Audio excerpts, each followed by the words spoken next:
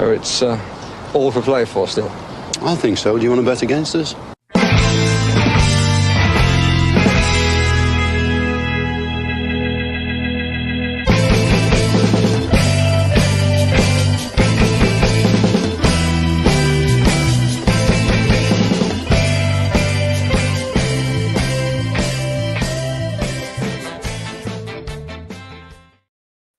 Aston Villa fans, and welcome to For the Love of Paul McGrath podcast. And sorry if I woke anyone up there because I was really loud. I could just see my levels here spike on my on my on my machine here, my audio level. So sorry if I woke anyone up there.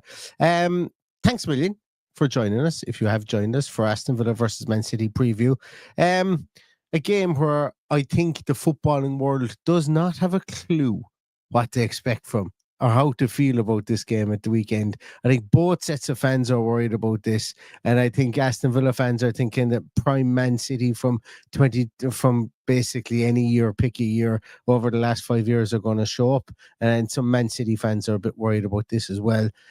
So this is kind of one of those games that I think nobody wants to preview, and for that reason, and that reason only, we're going to do a small preview, and then we're going to do a bit of a Q&A afterwards, because we haven't been around in a while, Paddy. I don't know. It feels like 2 of a 7 podcasts in ages. It does. It is only a few days ago we did get the preview for a few minutes, or the team sheet tantrum for a few minutes. But yeah, it does feel like a while. It has been. And actually, do you know what? I'm going to take this scurrilous opportunity to plug. Paddy happened to be passing through my hometown, and he called in. And over a cup of tea, we decided, do you know what? Let's set everything up in my sitting room beside my Christmas tree and do a fireside chat about Aston Villa and a Christmas special. We weren't going to do a Christmas special this year.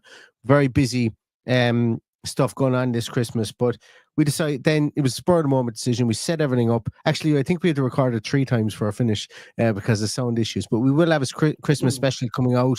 I think it's the 23rd. It'll probably be around 9 p.m. on the 23rd as well.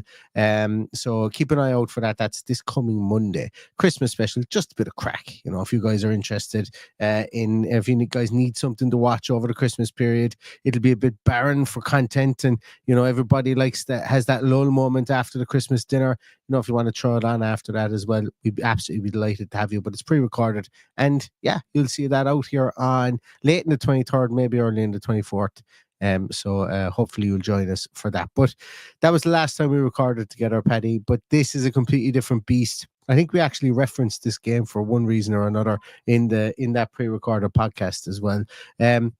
But this is a big one for you in your house, Paddy. I think it's a big one for you in your I suppose throughout your whole childhood as well, because for newer listeners to the podcast, they don't know that Patrick Kelly Sr. is a seasoned Manchester City fan. Seasoned and season ticket holder. My OAP father is it's not a problem in my house. Well, let's get that clear, because all my house are Villa fans. My family, on the other hand, my father, my sister, all of her sons and daughter. No, one son is a Liverpool. So she's 4 sons, City fans, and a daughter, City fan. Yeah. Didn't know that. We I have great admiration for Adam, who chose Liverpool over City. He's a bit like me, being the black sheep of the family, stepping out and picking someone else. But yeah, it's a big event in their house, and over recent times, it's not really spoken about. You were talking about we're all expecting prime Man City from 2017 or 2018. I'm hoping prime Man City from 1996-97 turn up when I'm hoping Kevin Harlock plays left back and and all that kind of. That's for anybody out there. Championship manager before Football Manager. Championship manager. Actually, I think it might have been called Premier Manager. It was a game on the. Might have even been just in the PlayStation. Kevin Harlock was a cheat code, but I don't want that Kevin Harlock to show up. I want a different Kevin Harlock to show up. The real one, please. The one that's now well into his 50s or 60s. Oh, it must be. Must be, yeah, it must be. Because I was 14, 15 playing that game before. Yeah, Sean Goater and Kevin Horlock. Yeah, they were cheat code for whatever reason. Unfortunately, we will have Guardiola. We will have Kevin De Bruyne. We will have Ruth Haaland.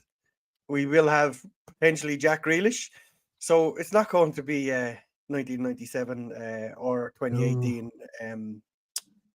Manchester City. It's going to be a completely different outfit who aren't firing on all cylinders for one reason or another. Very hard to put the finger on it.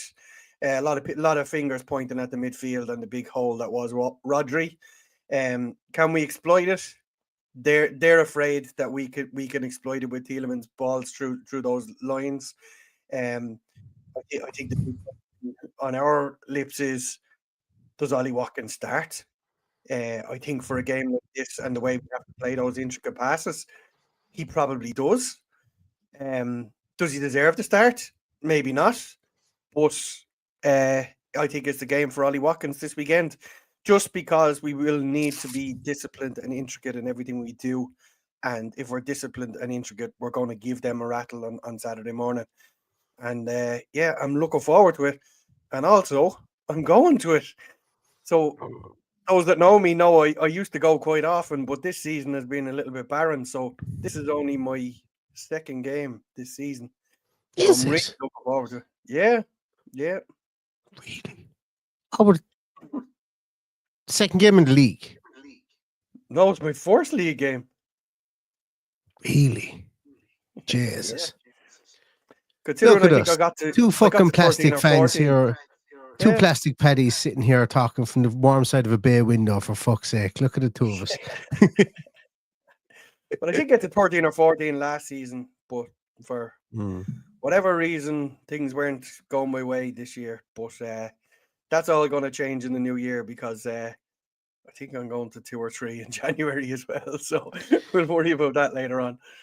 I'm going to one, and it's the start of my stag, and that's Celtic versus Villa. And we'll talk about that in time to come. But, you know, Paddy, you made a good point, a couple of good points. Well, look, you know, about the players that are going to be there for Man City. Like, we could talk about this game and how Villa are going to exploit City. Realistically speaking, this is going to be a game that Villa are going to have to play perfect in, regardless of how bad City have been in the last 12 games. We're going to have to play perfect. And we haven't really done that in many occasions this year. Did it against Bayern. And that's probably it. Juventus, actually, yeah, we stifled Juventus a lot. But we're going to have to play perfect. And I'll get back to the Watkins thing in a moment. But, you know, the City team has... We spoke actually a couple of weeks. We spoke maybe about 2 or 3 months ago. It's a bit of an aging City team. You know, De Bruyne is talking about going to Saudi, maybe MLS. He's thinking about next steps in his career. Still a fantastic footballer. Did he really come back from that injury? Yes, he did. But has his fitness come back from that injury? I don't know. Phil Foden hasn't scored in how long? Last time we played him, he scored a hat-trick. Scored one of the most absolutely feeble free kicks, just an incredibly poor wall. It was the one I think Zaniolo ducked out of the way of. It was just one of those games.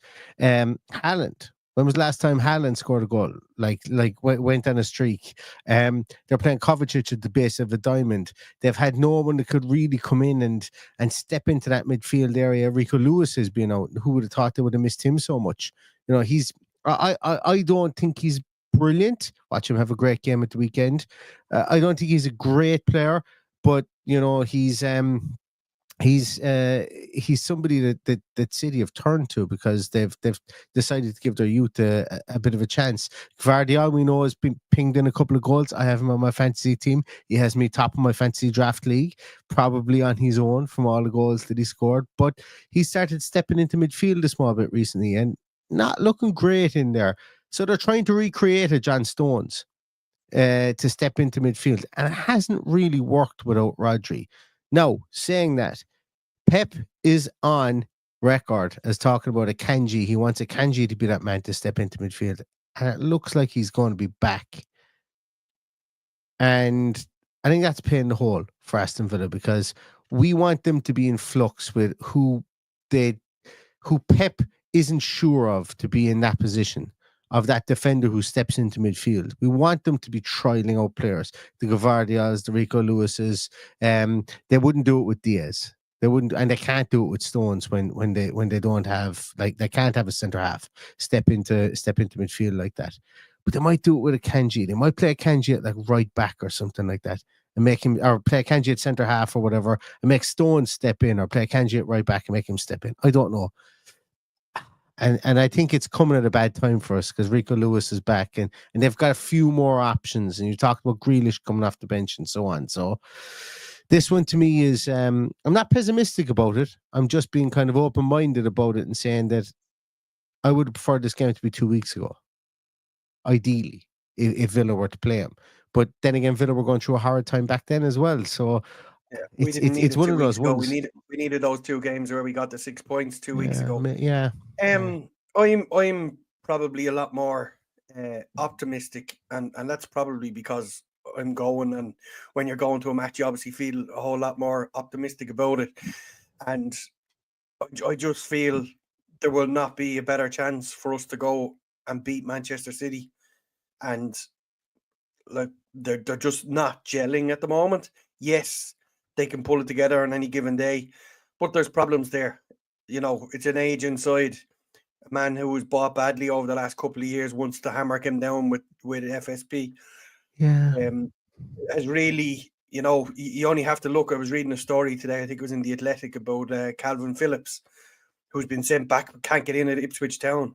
How much do they spend on him? You know, all of these things are starting to stack up now. And like, I always said. Sorry, go on, Paddy. Go on, because I think my question is going to filter into what you're just about to say.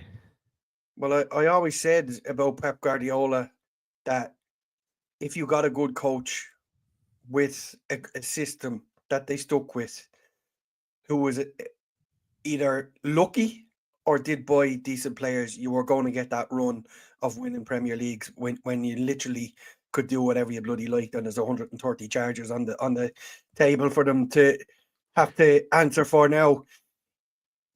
Things are a little bit more sticky now, and mistakes were made. In the past, when mistakes were made, they bought better players, and now they just can't do that anymore. They've got to be a whole lot more sensible about it. So fingers crossed that we can fire. I think that's the most important thing on Saturday, because I think if we're firing, I think we'll go and beat them. But if we don't show up, then it's not going to take much for us to be turned over. So that's the big thing. Do we have that fire in our belly? Are we capable of going and imposing our game on Manchester City? And that's the $6 million question that's going to get answered at 12:30 on Saturday.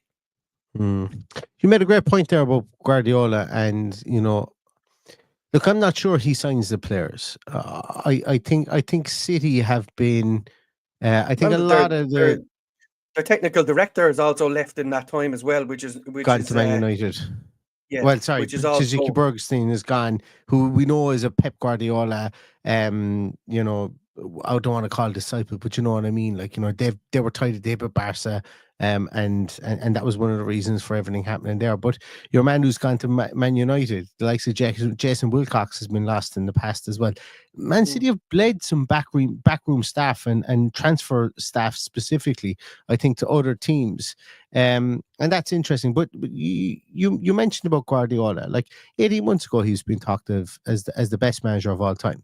Like literally, Sky Sports had about 6 weeks of coverage about, is he the best manager of all time? And that's nonsense. I think it is. He's a brilliant manager. He is an absolute standing manager. Do not get me wrong. But the man has spent billions. 8 billion plus. And I think he spent something like 500,000 or 500 million on the defense alone. That for me, the squad. And look, I know we're in a different time of football where money is a completely different animal. But that for me puts him at least at below the top three. At least below the top three. And I know you're probably going to come out and say he wouldn't even be in my top 10. But what I'm saying is that, you know, because Paddy, I'm doing enough podcasts with you to know at this stage. But this is the first time, realistically speaking, you could probably say, and if there's any Barca fans here, if there's any Bayern Munich fans here, please chime in. This is probably the first time he's been under adversity in his whole coaching career. Absolutely. And he's on a 12-game streak like every other manager.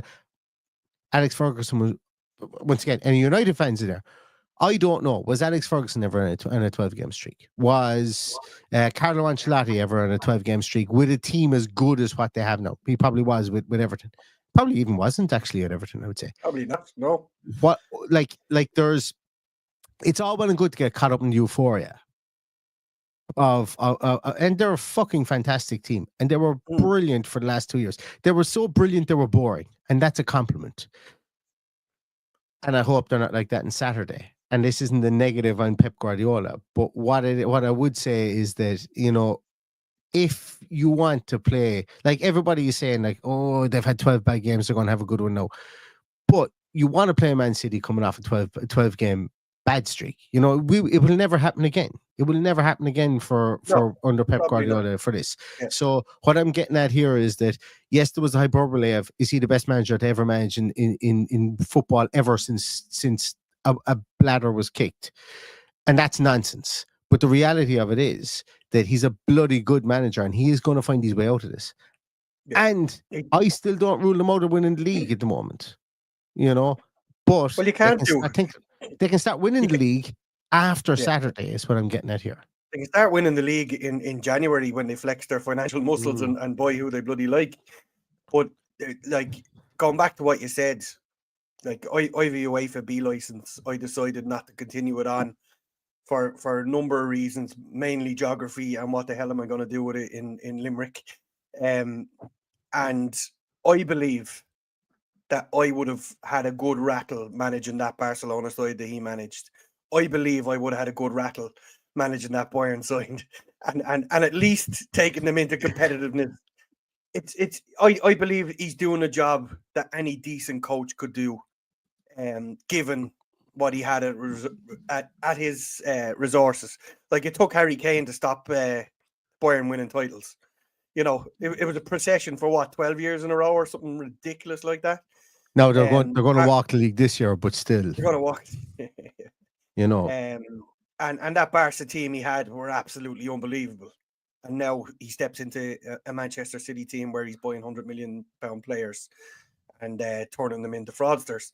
No, sorry, that's the wrong choice of words. He's trying to reinvent £100 million player who didn't need reinventing.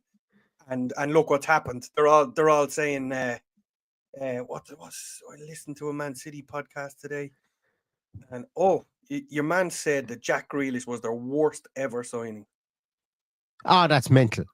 That's like when they've signed Calvin Phillips since, I think, signing Jack Grealish, that's bonkers. Like, and we're not just claret and blue glasses. Look, even the most ardent anti-Jack man would take Jack back in the morning. Like, you know, you take him back for the right price. Every single person would. And look, you know, like, it may or may not happen. I'm on the it won't happen bandwagon. But look, as I say, it's not that I want to be right. I want to be proven wrong, because it's a net positive for Aston Villa if Jack Grealish ever comes back through the doors again. But that's genuinely insane to say that he's the worst ever signing. Yeah. And I just wanted to roar at whoever it was. And I just happened upon it by accident driving the car.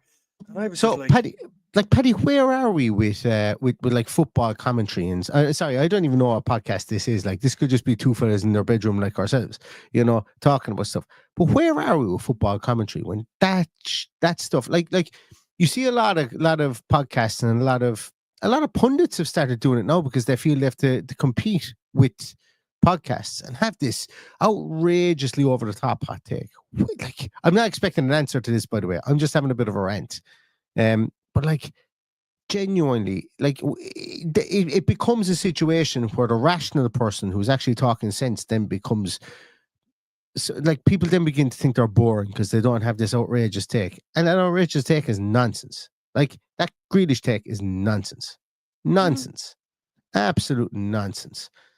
Anyway, sorry. That's my little rant about the industry, if you want to call it an industry.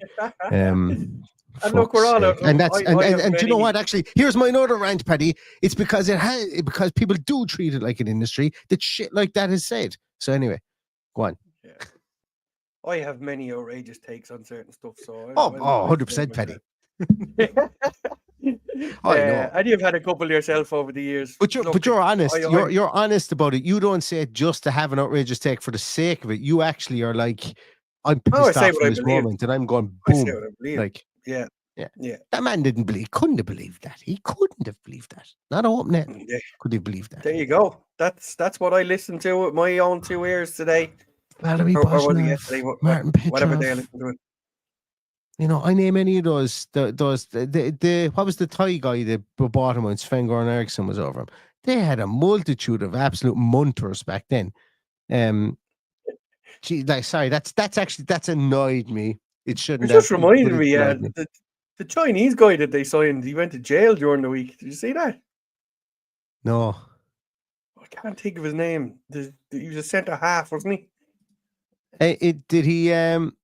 No, in fairness, Danielle says Martin Petrov did have a quite. I know. I wasn't equating him as in the worst signing ever. But like they had signings during that. Elano. Somebody's probably going to tell me had a great spell of Shakhtar. But like Joe, all those guys, like she's like pound for pound at the time when they're Benjani. Well, no, but I think Benjani scored a good few goals. But like they were anyway. We'll do the whole who's Man City's worst ever podcast. I'd nearly do it and put it out on a Christmas Day podcast myself, just to spite it. But let's beat City first, for fuck's sake, because I can't be doing it if we lose to City.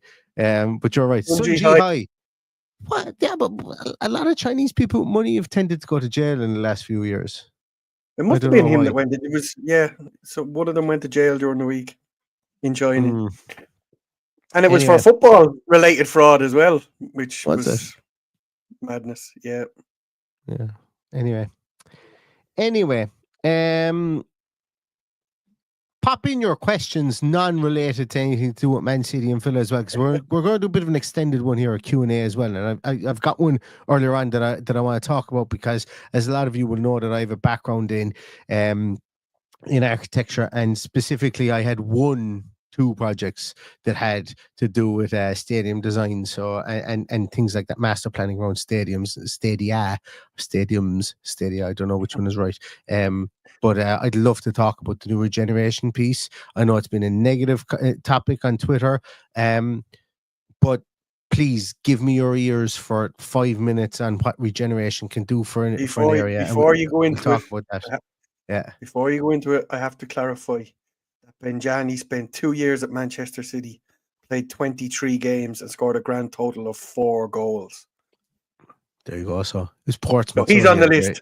Robinho was 50 million, like when no one was spending 50 million. And didn't he get? Is he in jail? I don't think so. Let's do a podcast. How many former Man City players are actually in jail at this moment in time? That's what we'll do. That's a joke, by the way, for any Man City trolls that come along. We're joking, by the way, for that. Anyway, I've got one, Paddy. Do we see a return of the 3 at the back? And not a return, but a continuation of the 3 at the back. Like, rant number 2, everybody. You go on any of the football aggregations, or not aggregation sites, the football statistics sites, likes of who scored or wherever else, and it's still a Villa listed as a back 4. Now they're probably right, and they probably have parameters with regards to, okay, we need to see them play X amount of games before we say that they've actually changed formation, and they're probably that's probably where this conversation came from. But they all have listed Cash as a right attacking winger. And we know that he's not played there. So if they're going to list him as a right attacking winger, they should put a 3 at the back. Am I right or am I wrong, Paddy? Do you think you're going to play a 3 at the back? Or do you think we're going to revert back to a flat 4? I think it'll be a 4. Just because of how they're playing. That's what I have in my head. If I was picking the team right now, that's what I would do. I'd open to correction, obviously, and he could very well go with a 3. I think he's very hard to predict now what he's going to do. We've seen it work. There's opportunity in it. So yeah, that's just my opinion. I think you'll go with the 4. I don't know. I think he's made a decision. I think he's going to go for 3 at the back. I think like Mings was out for because he was ill. It wasn't because of injury. It was because he was thrown up or whatever before the game. Or was, but he had dropped Powell for him. And like I'm okay with dropping anyone in that back 3. Probably bar Konza. I think Konza's needed. Definitely bar Konza. Yeah. Look. There'll be a multitude of people clipping up clips from stuff we said before. I think bar Konza. I'm okay with any machination of the other 3 beside Konza. I listened to the 1874 today with Bardell and Dave Reed, and you know, I love the way that I can't remember games like the 2 of those boys can, like Dave and Dan can, and when they start talking, and they were talking about the game whereby yes, Haaland scored, but Mings had a brilliant game on Haaland, and it was under Steven Gerrard, and Ashley Young had the game of his bloody life at left back. Remember, he was put in at left back, and everyone was like, "Oh my god, this is going to be 15-0," you know, and he had an absolute stormer that day. But Mings had a great game too, as well, on Haaland. And I'm just wondering, like, Haaland is a brute force. He's Erland Brute Haaland. Do we put him in there like and just do the same thing like we would have Chris Wood? I don't know. I think it's going to be a 3 at the back. I think he's going to go for like this now for a while and see what happens. I'm okay with it.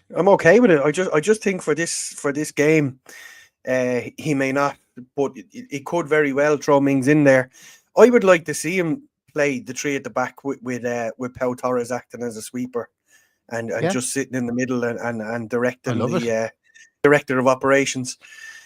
But look, it's becoming increasingly hard to do previews because we just don't know what we're going to come up against and who's going to turn up. Like if you remember last year, it was harder to do previews because we knew exactly what team was going to go out on the pitch. It was whoever was fit was going to be playing. Same and team, we knew we were going to. Martin O'Neill was managing. Yeah, we knew we were going to get 100% out of every one of them. The problem is now is we're not getting 100% out of our players. That needs to change. And we stopped getting 100% out of our players when we declared we had every player available, fit and ready to go. And it's bonkers to say those words, but that was nearly the turning point this season, where everything became unpredictable. I don't know whether that was from people trying too hard to keep their place and making silly errors, or just pure bad luck. But it's a bizarre one. Yeah, but I think you mean you're unpredictable in the fact that, you know, we've made more changes this year to facilitate the games than we have in years previous. Like the first year Emery came in, it was absolute chalk. Someone got injured, you're like, that's when I make a change. And that was the halcyon days of playing 6 at the back with McGinn as an auxiliary right back. Back in those days, or left back, regardless of whichever side he was playing on. Last year we did a bit of mix and match, but it was mostly Diego Carlos coming in and Clement Longley coming in at the back. But this year we've really mixed and matched. I think like there's been games we've started with Maatsen, but and the reason we've done that is because we've bloody quality in the team. You know, we've quality in the team. Has it worked? I don't, like, genuinely, I've got no statistic, and everybody knows I'm an evidence-based person. I've no statistics to say that, you know, it didn't work because the player we brought in played bad. I do know there are certain games that we did bring in players that I've referenced that we played that they were absolute rank in those games, but I don't have anything to hand now, so I can't say that in these games we made these changes, we got these results. But I've been fervently on the bandwagon of 3 at the back pretty much since probably about the start of last year. start of 2024. 2023 even. When Pau Torres was signed, I said this to me signs. There's all over is going. He's going to have 3 at the back at some stage. And saying that, I don't care whether he plays 3 at the back or 4 at the back, because tactically you should be flexible to whatever team you're playing against, whatever game plan you want. And when our players come back to fitness, and we have, like, Leon Bailey is probably going to be on the bench tomorrow or on Saturday. He's probably, like, the only player that's probably going to be out is Jacob Ramsey. We're going to have a fullish deck to shuffle from. Do what you want to do, Mr. Emery, is what I'm saying here at the moment. Do what you want to do. If you want to play 3 at the back, go for it. Absolutely. And make it stick. Don't change back to 4 at the back, to 4 at the back, just for the sake of it, because you feel you have to. If you want to play 3 at the back in six more games out of the next 12, do it. And if you want to play 4 at the back for 6 games out of the next 12, do it. But that's how you bring the unpredictability in Paddy, because our play isn't unpredictable. And this is why I'm bringing it back full circle. Our play isn't unpredictable, but our lineups have been unpredictable. Our lineups have been unpredictable. That's and that's a negative nearly for us as much as it is for the other team that we're playing against. So, I just feel just to tie a bow on this. I just feel that this game is primed for us to attack from the front and press them into submission, because they've been poor. They're playing out from the back has been poor.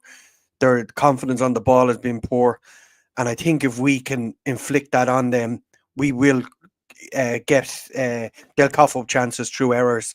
If you look at that goal, the fourth goal that Man United scored, absolutely nuts, came from a Manchester City corner, and they just pressed them. Yeah. Like, let's call a spade a spade. Ahmad should not have scored the winner. Like, Christ, It was awful defending on the line. But anyway, yeah. But the first one, you're 1-0 up. You're playing Man United, who, let's face it, were awful, and yet still went and beat you 2-1 in a Manchester derby, because the confidence just isn't there.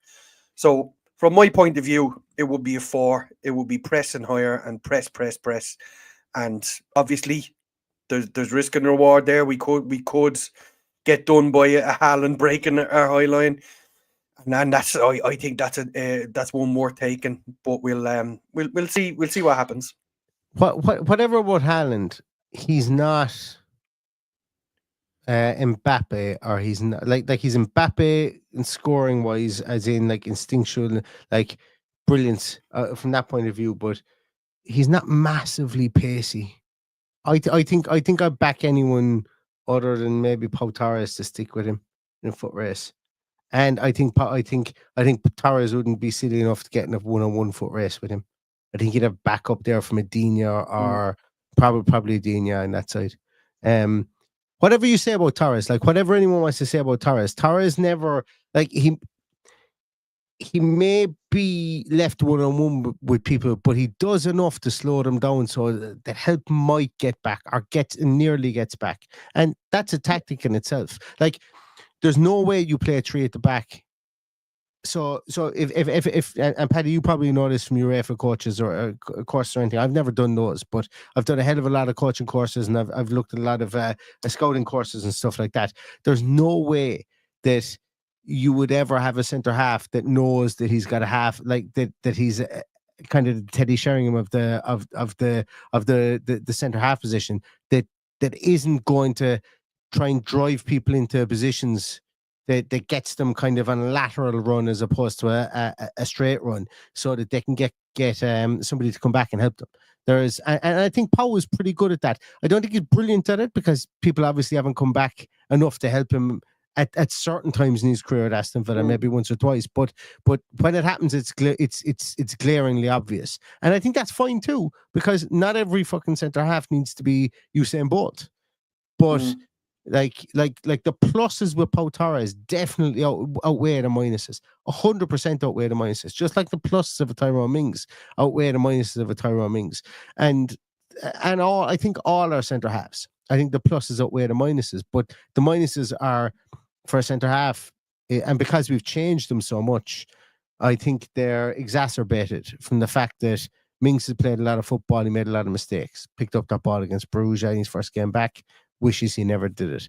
I think like consistency you do need as a centre half, and Konza has it. But you're right in what you say, Paddy. That we'll see what he puts out at the weekend. Yeah. Whether it's a 4 or whether it's a 3, I think it's going to be a 3. I don't really care either way. To be honest with you, I'm not married to being right, if that makes sense. I'm married to Villa winning, and I think that's just one more quick discussion. I think it's an absolute no-brainer. Tielemans has to be in that defensive midfield too, because he needs to be able to pick that pass. Defensive midfielder, though, Paddy. I think he does. Yeah. Could you give McKenna Rodgers a rest in this one? Jesus, I don't know. I just don't see it. I think Tielemans it will be pivotal in there if we're going to create chances. I think he's the man that will pick the pass and take that risky ball, and those slide rule passes are going to be necessary, and that's why I opened this conversation with needing Ollie Watkins in there running the correct channels. Hopefully he takes a few chances if he gets them. And do you know what? I think this is a great point, Kevin, as well. Before we go into our Q&A, that's the point I'm making. We break their lines. We break their lines by footballers playing the ball forward. As brilliant as Kamara is, I don't know the statistics. I'm just going off the eye test. Is progressive passes are probably a lot less than Tielemans. Who's? Kamara or Onana, for that matter. Oh, definitely both of them are less. Oh, definitely. Oh, I would say significantly. I can pull them up if you want, but I'd say significantly less. Yeah.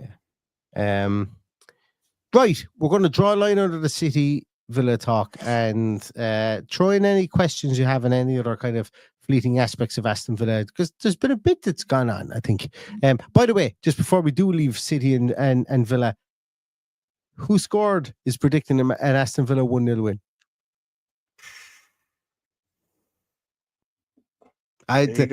For all the audio listeners, we're doing an awful lot of could happen, but unlikely kind of faces as myself and Paddy are doing right here, right now. Anyway, right, let's go on. I want to say a massive thank you to Matt Hanlon. Matt Hanlon is the greatest legend in the Northern Hemisphere. I'm going to say the Northern Hemisphere because I know he's in the Northern Hemisphere. He's some legend. Thank you so much, Matt Hanlon. The muted appreciation here, I hope it isn't. I hope it's not. Anyway, listen, thanks very much. 50 really gifted subs is absolutely incredible. I appreciate you every time you listen to the podcast, and same with everybody who listens too. But Matt's been a real good supporter of the podcast from the point of view of super chats and gifted memberships and stuff like that. Just appreciate you every single day, Matt. Thank you so much for that. John Steele says, "Happy Christmas, Neil and Paddy. Thanks for the great content throughout the year. You've made me give up the Depeche Mode tickets to see Paul McGrath." That was in February, wasn't it? You give up the Depeche Mode tickets? Oh my God. And Carl Spain, I met Carl Spain that night. John, you'll know Carl Spain, and most people here from the UK will know. I met Carl Spain that night, and he came up and he tapped me on the shoulder and he said to me, "You the fella doing the McGrath gig outside?" And I said, "I was, yeah." He goes, "Geez, I would love to go to that, but my family, I had family over from the UK, and they dragged me to see a Neil Young tribute band. So you gave up the Depeche Mode tickets. Carl Spain went to see a Neil Young tribute band. Lovely fella, by the way, Carl Spain, and will not be beaten on football knowledge. Genuinely incredible. Genuinely blew me away with worldwide football knowledge. I would love to. I have his number on my phone. I'd love to get him on the podcast at some stage. He's incredible with footballing knowledge. It's second to none. I would go so far to say. Glenn Wallace says, "New Zealand villain here. A rare privilege to watch you live. Keep up the good work." Thank you so much, Glenn. I really appreciate that. Dale says, "Love the jacket, Paddy." Paddy, where is the jacket from? Neil, you tell the viewers where they're from and the wonderful discount code that they can get it from. I But it's will from the wonderful indeed. people at Division Division Retro. Retro, lads. As I say, we've no dog in the fight here with Division Retro. They're just, look, they're Villa fans. Samir is a Villa fan, goes every single week, and they have the Henson license. You've seen this one before, this with us before. If you've seen us over the last couple of weeks or whatever, that's the range that they have here, and you can see the hoodie that Paddy has on there too. If you're looking for anything for Christmas, Retro 20. McGrath 20 as well will get you 20% off. Villa fans and doing some Villa gear, as I say. And look, if you guys are interested in getting some authentic, actual visual Villa gear, should I say, give them a shout because they're great guys. And Samir, you'll see him rocking around Villa Park most weekends anyway. And he's a lovely guy. So I tap him on the shoulder and say hello to him because he's a sound chap for sure. He is. Paddy, what's your opinion on celebrating our 150th anniversary against West Ham in the Cup? How long have I got? We cap it at 60 seconds, we? You actually have all night. Tomorrow is the last time before Christmas that I'm supervised in work. So I don't really care. Tomorrow's optional in my book. I've lots of opinion on us celebrating this on the 150th anniversary for this game.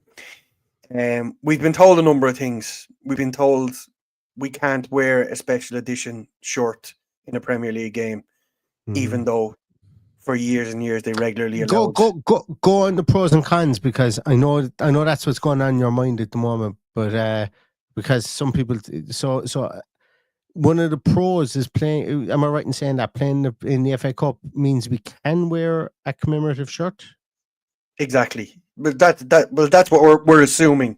We know that we can wear a different shirt in the FA Cup, but we're told we can't do it in the Premier League. So it was always coming, in my opinion. The problem I have is it's coming on a Friday night when it's very, very difficult for people to get there.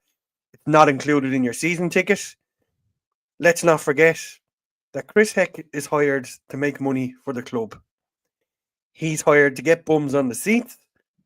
And putting this anniversary on against West Ham in the Cup is a marketeer's dream.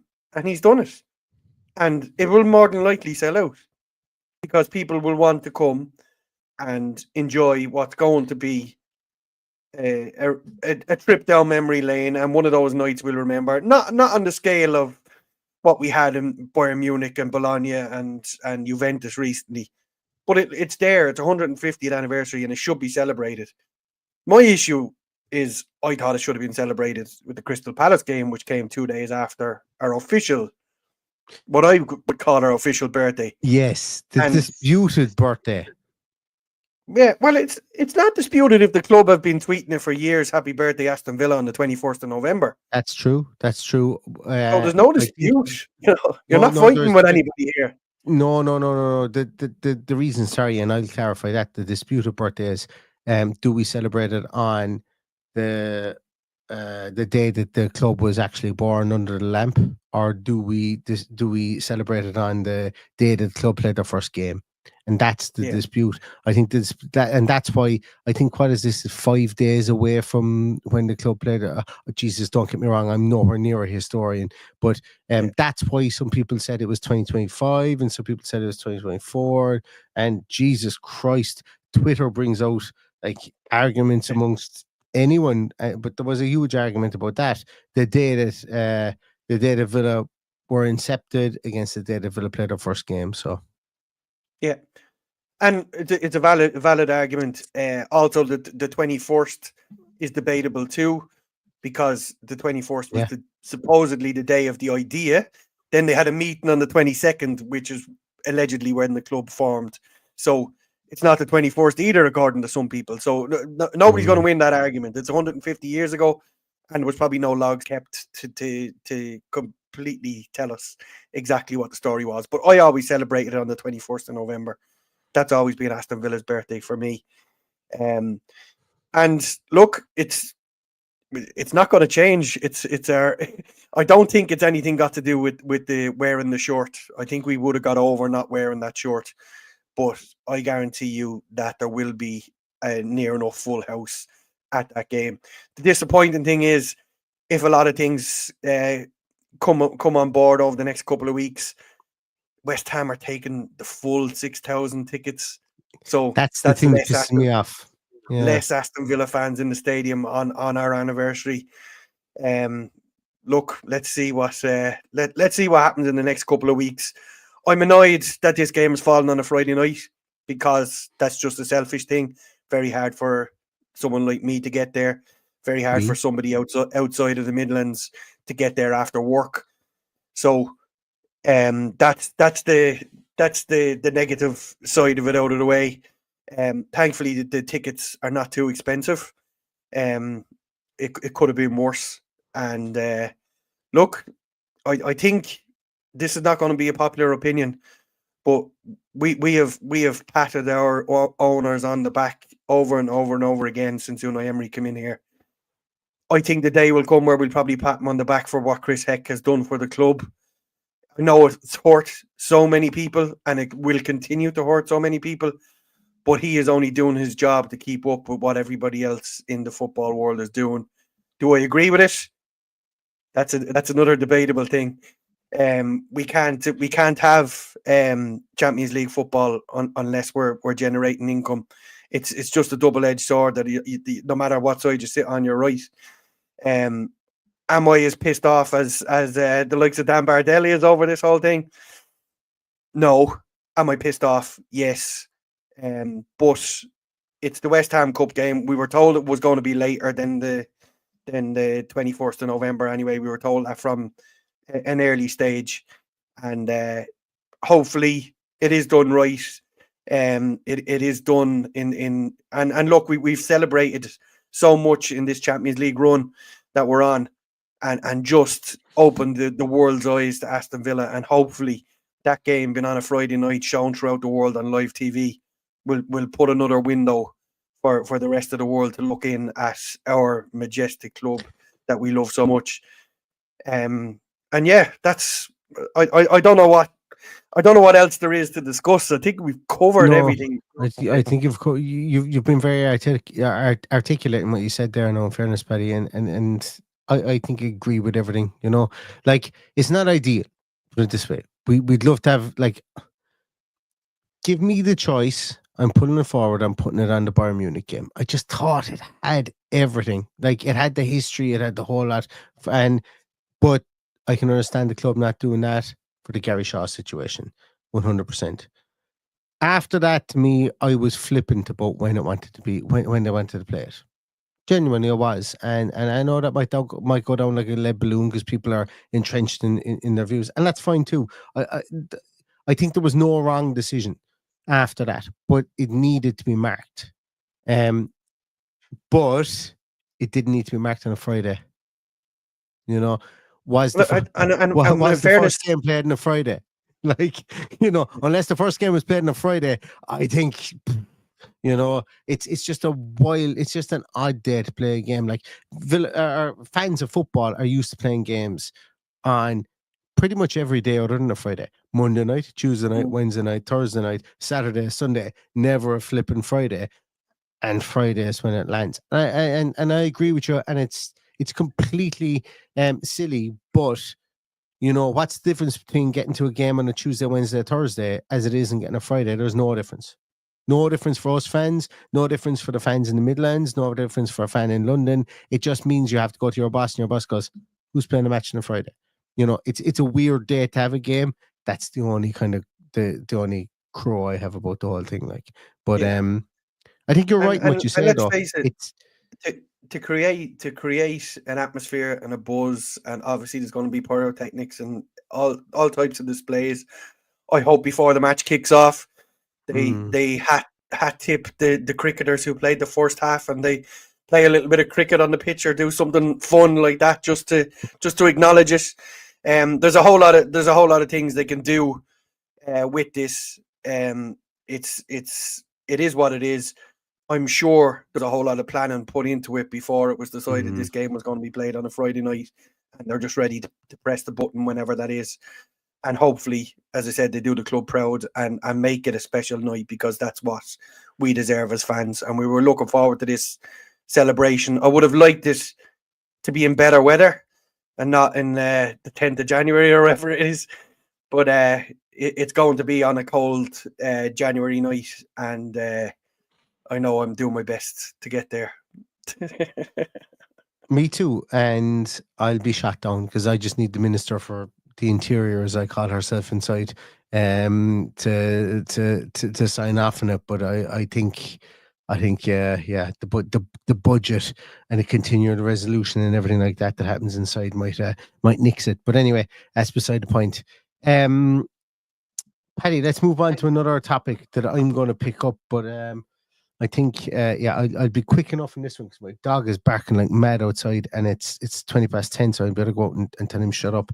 There's two here in this one, so I'll start off with American Villain. Will Aston Villa pick up a defensive player during the transfer window? And secondly, Richard Edwards says, do you think we should buy loan in January window? Or do you think it's worth breaking PSR rules to go for top four and going forward in Champions League? So I'm going to bundle the two of those together. Do I think Villa will pick up a defensive player in the January transfer window? If you were to ask me on the day the transfer window closed in the summer, I would say absolutely yes. I think that Villa will be frugal, and I think they'll be frugal in January. And that goes to Richard's question about loan or buy. I think everything's on the table. I think it is, and I don't think the club should be snooty about anything. I don't think fans should be snooty about anything. Like previously, we've seen fans like, oh, why we loan a player to develop him for someone else? Who cares? It's about longevity for the club at the moment. The club, if you, there's a famous phrase around Limerick where I come from. If you're sent down to the shops for a pound's worth of goods and you've only 50p in your pocket, you can't get it. That's the reality of it. You know, if you want to stay competitive, loan options have to be on the table. We've actually been pretty okay with loans through I won't say throughout our history, but Zaniolo was a pretty okay loan last year. Kyle Walker was a very good loan previously. You know, we get loans to that capability that can come in and perform for us. Whether we sign them or whether we don't is still a net positive for that year, and it propels us up.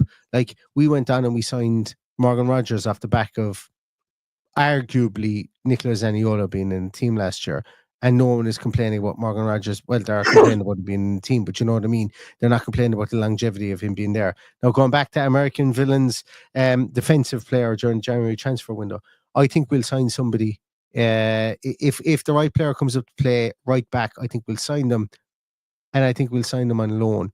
And we'll send Ned out on loan. I think the club would box clever like that. And that's not a negative. And God, if that ever happened, I think Twitter would absolutely go upside down. Like, we all know Ned's going to be a good player. I have no problem saying Ned's going to be a good player right now, right here, right now. But if Unai thinks that he needs somebody to come in that's more like Cash, that can play a wing back, that can play like that today and tomorrow, and Ned comes back next year and is able to play that way, absolutely fine. I think the 3 at the back or the 4 at the back will decide on whether we play whether we pick up a defensive player. Because if we play 4 at the back, we don't need one. If we play 3 at the back, we do. And if we play 3 at the back, I think we need a right back because, and it's not my view on it. I think the club think they need a right back because they would send Nedeljkovic rightly probably out on loan for 6 months. So that's my talk on that. Paddy, I'm going to give you the stage for the next one here about Morgan Rogers. I'll still be able to hear you, but I'm going to mute myself so you can't hear me giving out to my dog and telling him stop barking, because he's barking for at least 7 minutes straight outside there. So go for it, Paddy. Morgan Rogers has a lot of minutes played this season. How can we manage his minutes for the rest of the season? Well, I suppose the easy answer is get Jacob Ramsey back on the pitch, and that's not coming anytime soon, as we know. So how he manages it is alluding to a point maybe we spoke about earlier, is Tielemans coming into the attacking side of midfield and maybe substituting him with substituting Rodgers with McGinn and freshening it up that way. But he's young, he's fit, he has looked a little bit off the pace or rusty, but the Emery way seems to be let him at it. Play yourself into fitness and play yourself into readiness, as we've seen with Leon Bailey, who hadn't had a decent start to the season, but just kept persisting with him, even though there was other options there.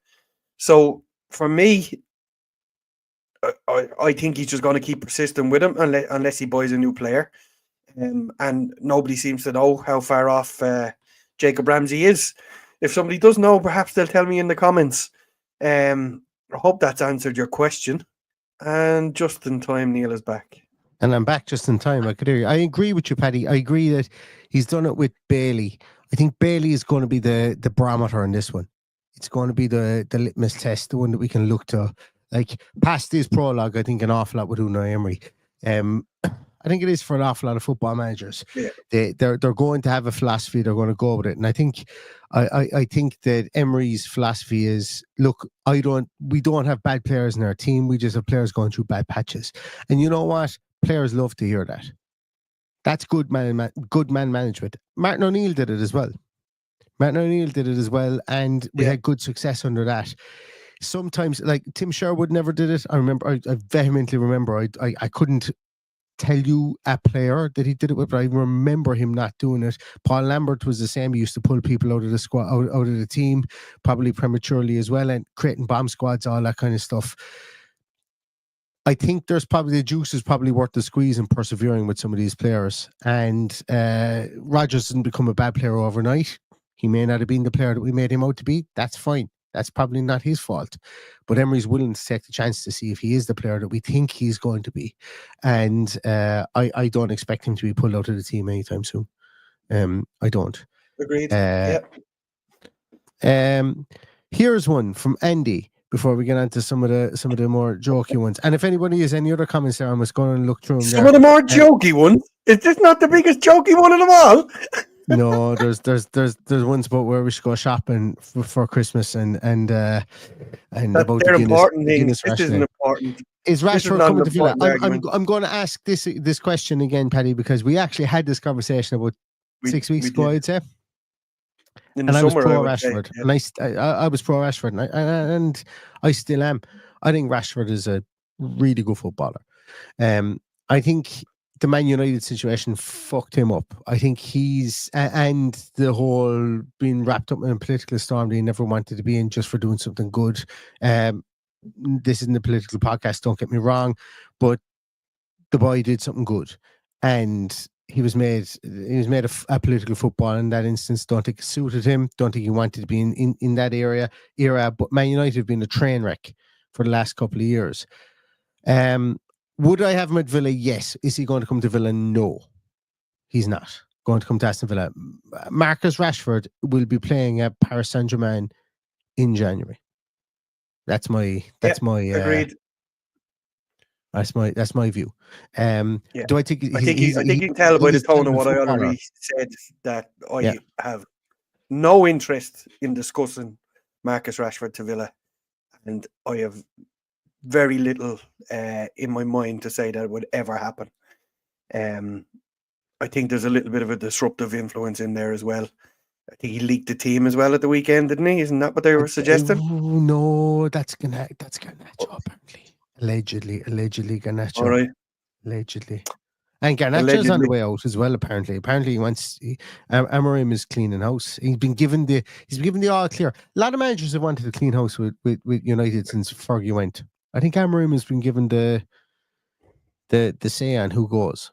But anyway, we'll see. We shall see. Fair enough.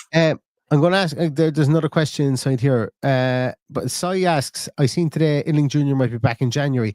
My question on that, Paddy, is do you think he's coming back? Do we need him? Actually, do you know what? I'm going to broaden the question. Do you think any of the on-loan players are coming back in January? I think there's a strong possibility that you will see him come back. And the reason we might see him come back is the Jacob Ramsey situation. Also the Leon Bailey situation where he's not performing.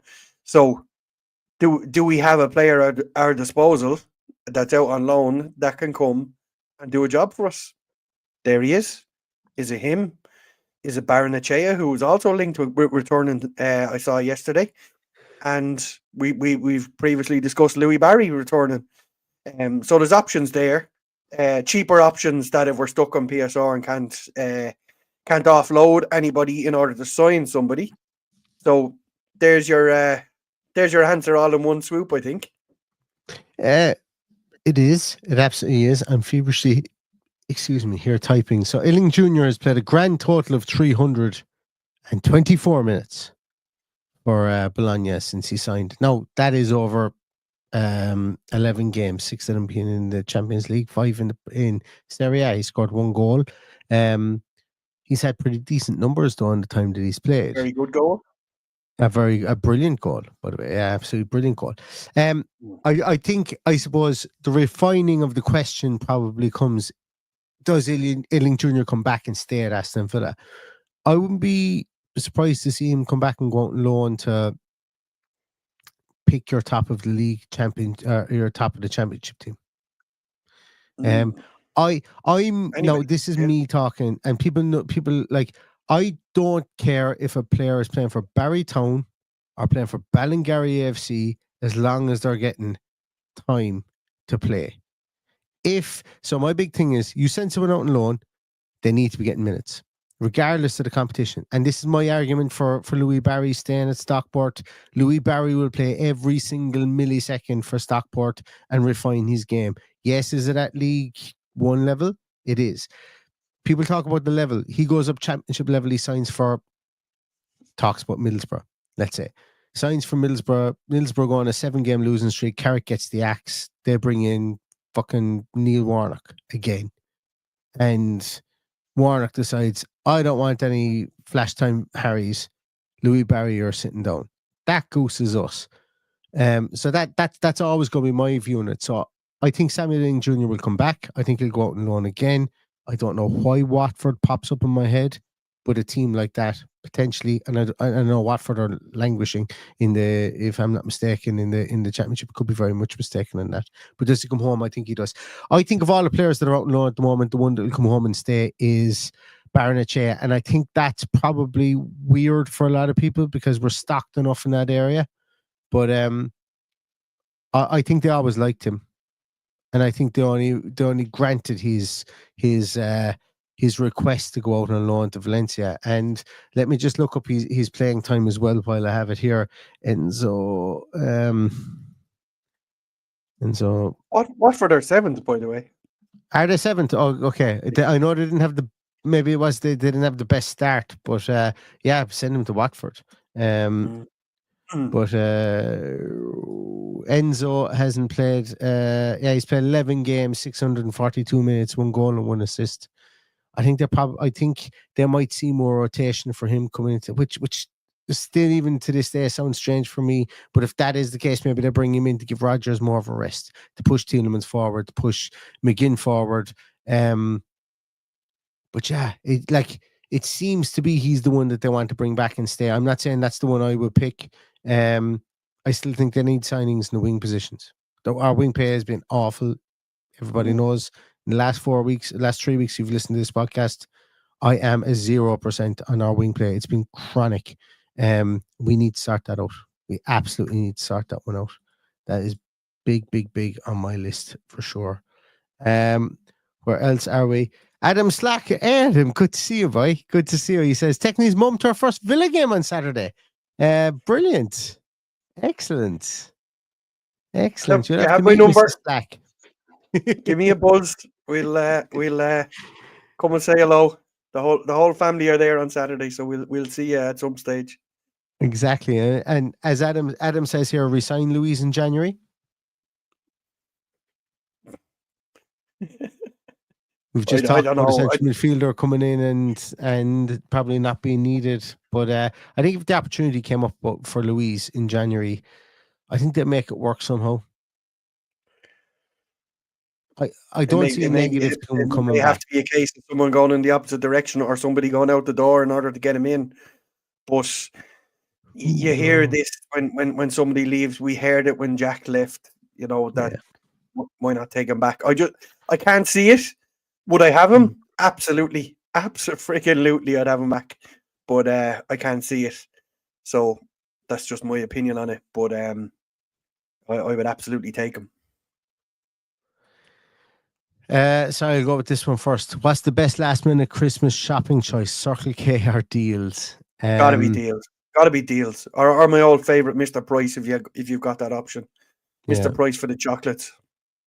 Can't beat it. Oh, like, put it this way, right? Like every people of a certain vintage will remember the Diet Coke man.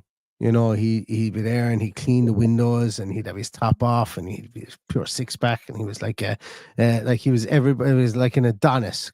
Mr. Price is an Adonis. So at the end of the day, I bought you this from Mr. Price, and you know, he's a good looking guy. I've never seen Mr. Deals and I've certainly never seen Mr. K, but I'd imagine that they're tubby like myself. So like, you know, hey, you went in and bought it off the good looking guy. And that for me, you know, that's love. That's love in my book. That's love in my book. But talking about other loves, Paddy, as well. England have to ration their Guinness. Have I ever seen a more horrifying thing to hear in my whole entire life?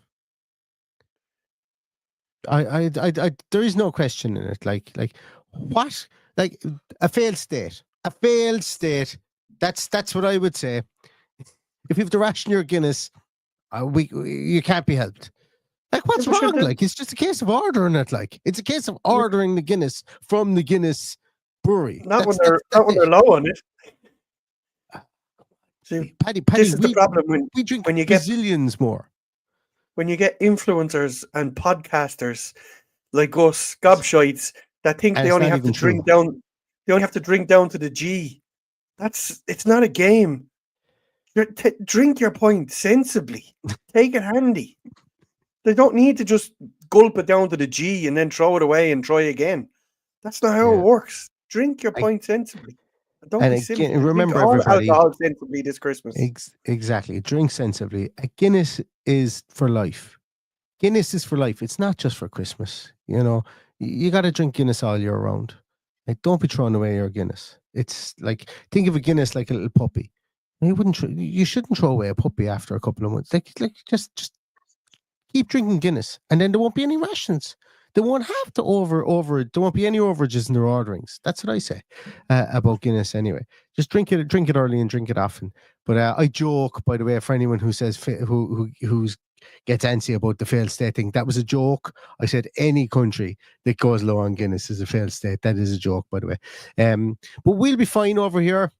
And Holyhead is fecked as well, so that we can't anyone get the ferry over here for our Guinness. So we've a rake of it over here, is all I'll say. We'll be sitting happy in our puddles of Guinness. I might even bathe in Guinness actually on Christmas Eve, Paddy. I think that's what I'll do. I think I'll fill the bath up with Guinness, you know, just have a bath in it. I think it'll be fine.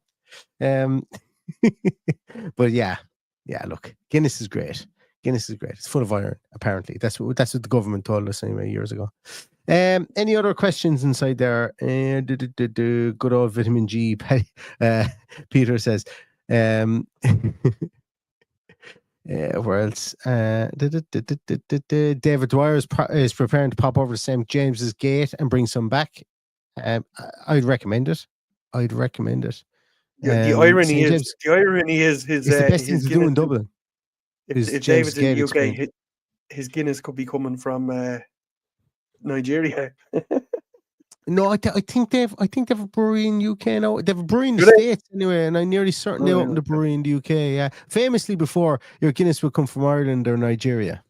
Before that's where it would come from. But I'm nearly certain that they've opened up microbreweries, and they definitely have one in.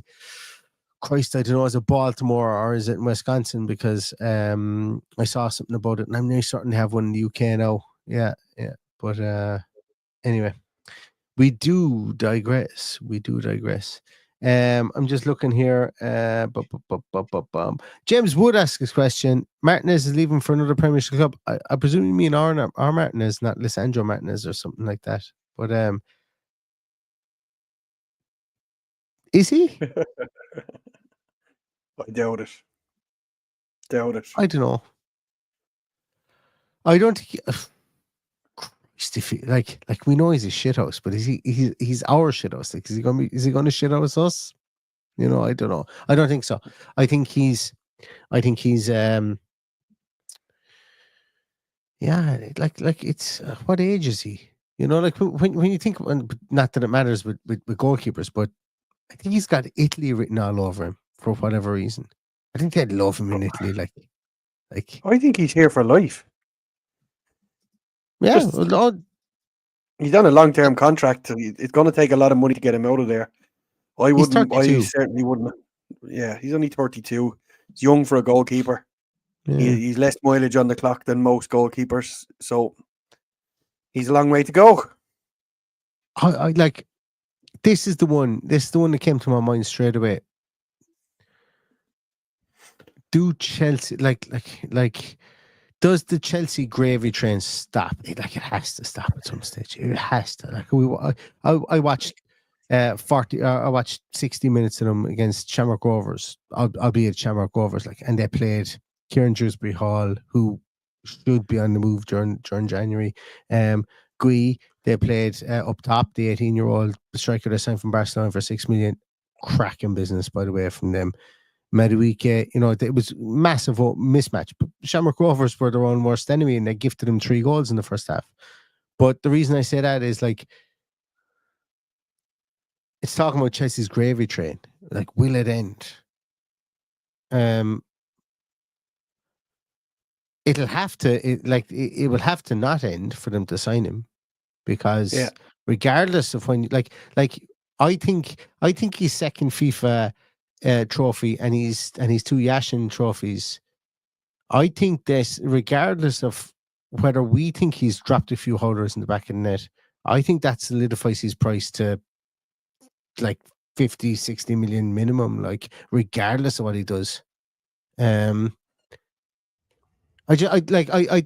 again, with transfers past this prologue, I think with transfers specifically for goalkeepers, because people want experienced good goalkeepers who've got a good track record, and at the moment in world football, he has it. He's up there with the Neuers. He's up there with the he's up there with the best of them. And people paid 70 million for Ederson, and he was unproven. People paid 70 million for Alisson, and unproven to what they are now. So why shouldn't somebody pay 50 million for a 34 or 5-year-old Emi Martinez if it comes to that? I don't know. It's an interesting study. I don't see it anytime soon. Me neither. I think if there was a gaping hole in, say, for the likes of Alisson leaving Liverpool, then I would be kind of worried. Chelsea can't really afford.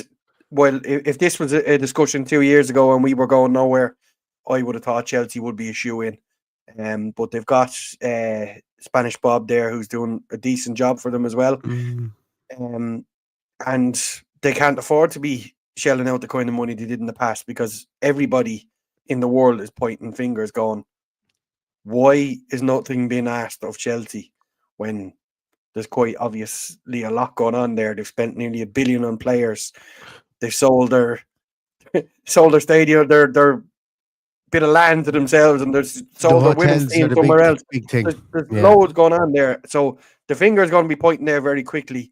So I think if they need to be very frugal in this transfer window, because they could be looking at a lot going on further down the line. And even on that, look, I know he's only one out of probably about 60 registered players that they have at the moment, but Mudryk might do years of a ban for his banned substance. Like that should have been a bigger story. Sorry, I won't say it should have been a bigger story, but if proof is positive, B samples, whatever else is positive, and he was on performance enhancing drugs, remember, Adrian Mutu was done for performance enhancing drugs, if I'm not mistaken, at Chelsea too. I'm not saying that there's a history of it. I'm not saying that there's a coordinated effort for the club, but it's just a bad look. Probably the two biggest drug bans outside of Paul Pogba, I'd say, in the Premier League. I can't remember of any. Correct me if I'm wrong. that's an £80 million player that Mudryk is.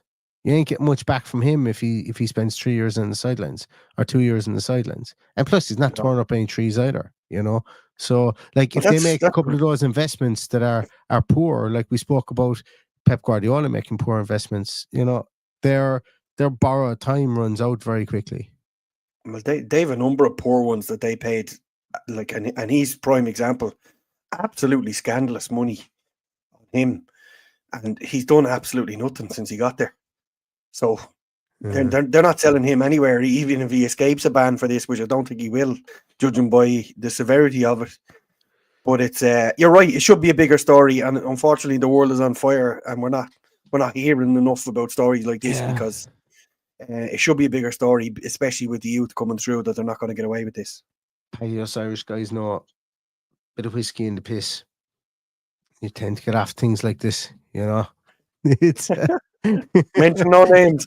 Mention no names. Mention no names is right. Mention no names.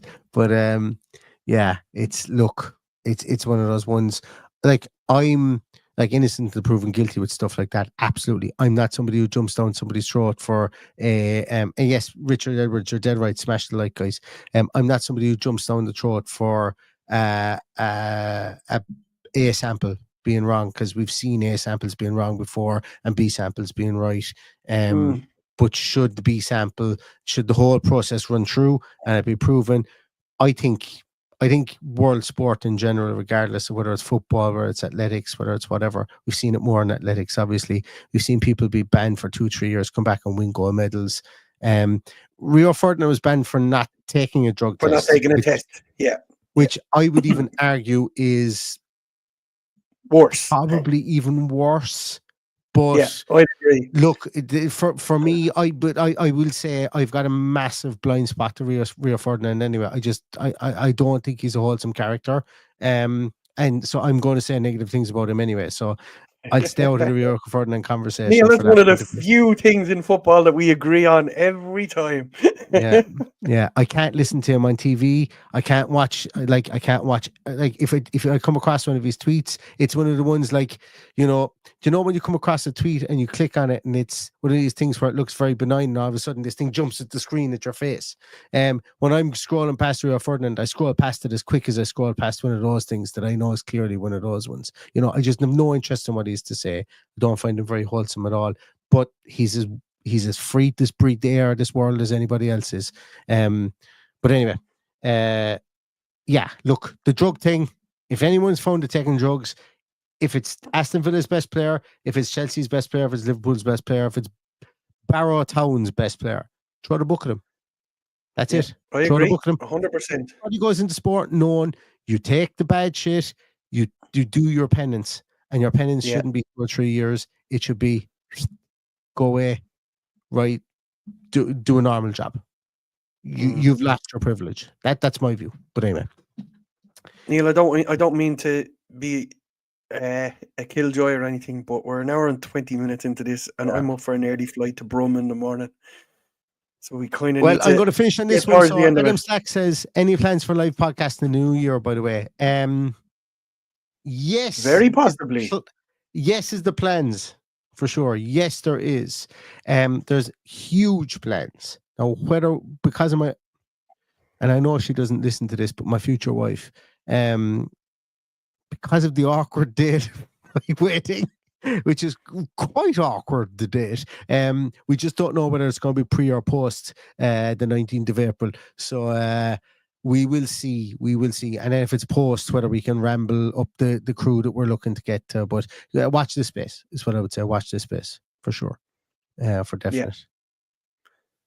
Paddy, you're off to Man City Villa tomorrow. Safe travels.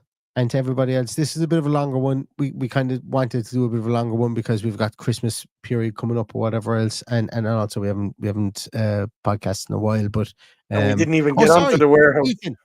Paddy, if you need to go, I can go and I can spout nonsense about the warehouse if you want. We'll give it a few minutes because we need to do.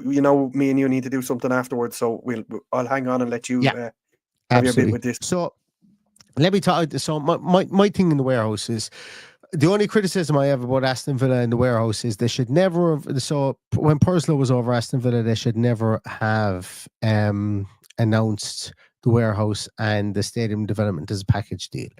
It should never have been, the master plan should never have been announced. Then with regards to Villa 1, I think it was called at the time, the big elaborate design, which is absolutely cracking, by Villa the way. Live. You know, Villa Live. Absolutely cracking, by the way. Incredible design and everything. And so that was when 2021, 2022, I would say, when that was announced. So park that in your mind, that day, 2022. And the reason I say that is because I think what Aston Villa have done now, a lot of people now are still going, what do you mean you're doing the warehouse? What about the North Stand? What about the capacity of the club? And the club haven't communicated correctly about the split in direction of the master planning of what the club's land is going to be done, is how it's going to be split up. And I think everybody who doesn't understand how master planning and stuff like that goes is well within their rights to turn around and go, I want the North Stand, I don't want this. But realistically speaking, the North Stand has a lot of barriers to competition for that, just in the short to medium term. But the short to medium term cash cow for Aston Villa as an entity, and I know people are going to go PSR bullshit, whatever. That's fine. You can have that belief, but it's a real thing. Is the warehouse. It's a 3,500 seater venue or a 3,500 person venue. It's not huge, but it's big enough to get boxing events. It's big enough to have stuff in the off season, so they don't need to just have that one Foo Fighters gig or that one Bruce Springsteen gig or that one Guns N' Roses gig in the stadium. They can have multiple small events throughout the course of the year. Villa away on a weekend, have something on the warehouse. Villa at home on a weekend, have the fans in there in the warehouse to buy beer in there. That's got its pros and cons. The pros are people stay around the stadium, which is great. The cons are the likes of the Witten Arms and the Aston Social probably see a downturn in their business, which I would hate to see.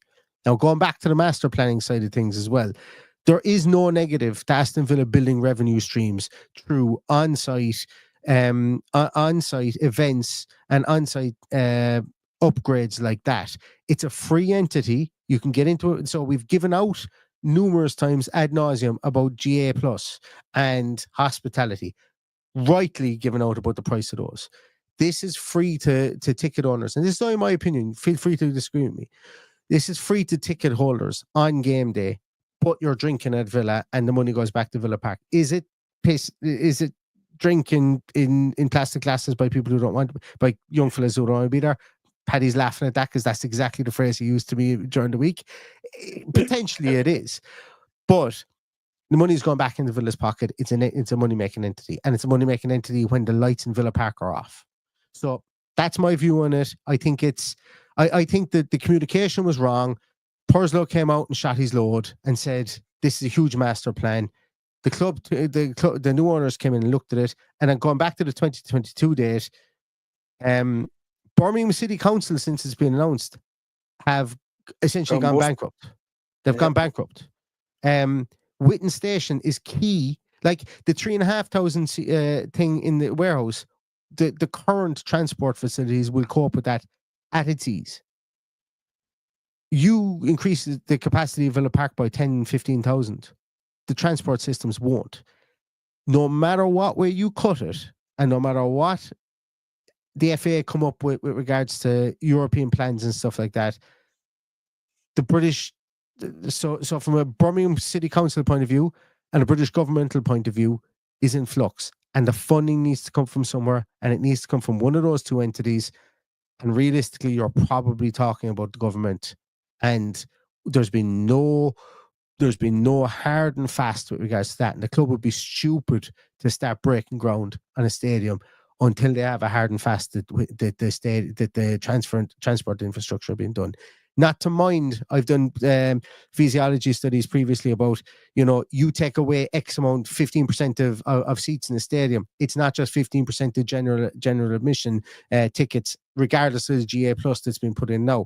It's the concessions. It's the fact in the uptake of the uptick in more people wanting tickets. Therefore, people stay away. People don't come around the ground. Some people, would you believe, come around the ground to buy burgers and burger vans and stuff like that, and have a bit of crack and go to the club shop and never go to see the game and come home.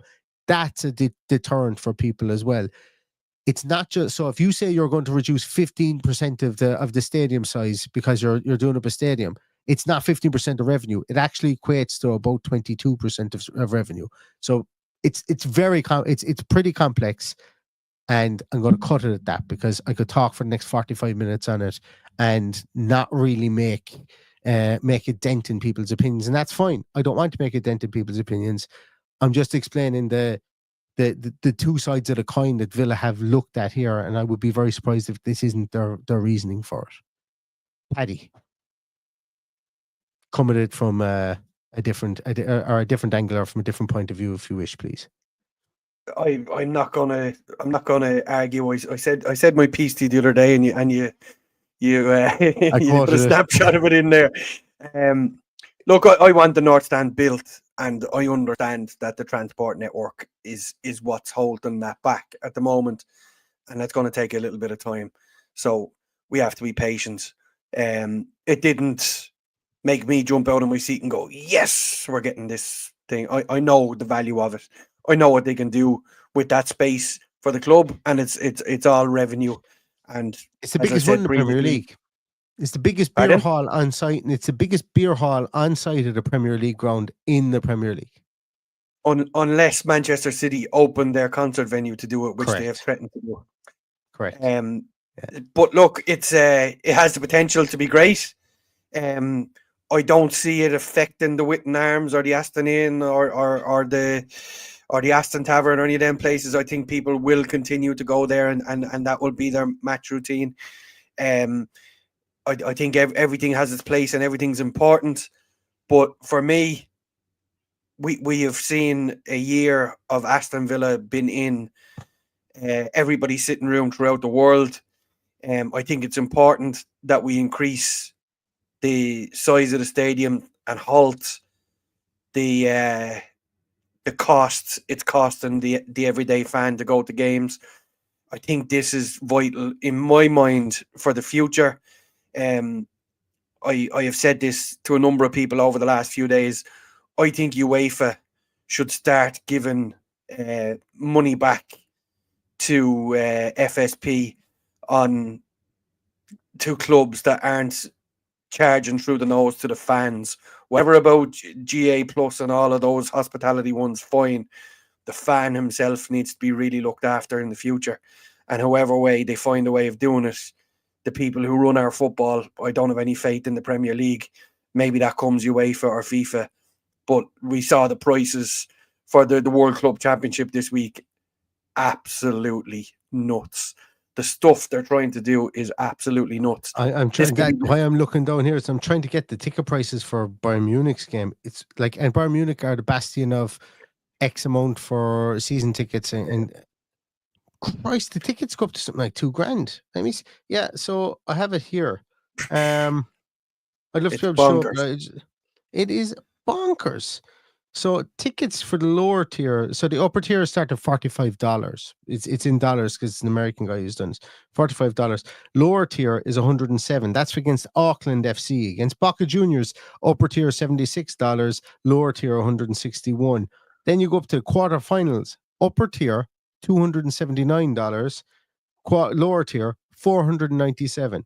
If they get to the semifinals, upper tier $526, lower tier $995. And if they manage to get to the final, the upper tier is $892. The lower tier is $2,230.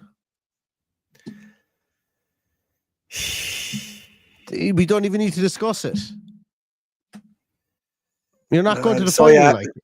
Sorry, I asked, is the European? No, it's the World Club Championship. It's the World Club Championship, yeah. Oh, sorry, no, he's asking about that. Sorry, as well. This World Club Championship is an absolute farce as well. It's an invitational tournament for me because the champions of the MLS are not being invited. But funnily enough, Leo Messi will be there. Anyway, it's crazy, absolutely crazy. Yeah. I don't have any opinion on that European competition. It looked like either me or you stood in a room and gave that speech the other day when I looked at it. So what a weird just the strangest competition. thing I've ever seen. Yeah. Like, who sits in there and comes up with the names of the leagues? Like, People that don't know genuinely football, obviously. crazy. Like, what's with people with money thinking they can just come in every aspect of life at the moment and just go, oh, we're going to redesign this. Fuck off. Leave it as it was, please. Don't need you. Get your hands off it. Yeah. Anyway. Right. I think we're going to leave it at that, Paddy. We're just we're just clicked over the 90-minute mark. I'm actually going to clip this up into 2 audio podcasts because I don't want anyone listen to us for 90 minutes. And an audio podcast is tough going. So I clip it up into 2. But for those of you who stuck with us on this video podcast, we adore you. Thank you very much for that. You know what? It's probably something we should do more of. We probably should get people more involved and do it every now and again. We had a couple of ideas of getting someone else in on board, but they've stumbled and not got back to us. But we'll see. Yeah, hopefully. And if you're watching, you know who you are. If you're watching, get back to Paddy's email, will you? Right, go and leave it at that, guys. Thanks a million, everybody. Back on Saturday with I will be as hungover as I'll have a hangover the size of the country of Belgium on me on Saturday morning doing the team sheet tantrum because I'm going out. I'm probably my only night out over Christmas on Friday night. But bear with me on that one. I'll be doing it from probably my parents' kitchen. I don't know yet. And then we'll be back with a post-match podcast for Man City as well over the weekend. And Paddy will obviously be at the game. So safe trip to you, Paddy, and anyone else who's going, safe trip to you too. But going to leave it at that. Thanks a million to everybody for watching. Our Christmas show will be out on the 23rd as well. So keep an eye out for that. But in the meantime, everybody stay safe, stay healthy. And all that's left to say is up the Villa. Up the Villa.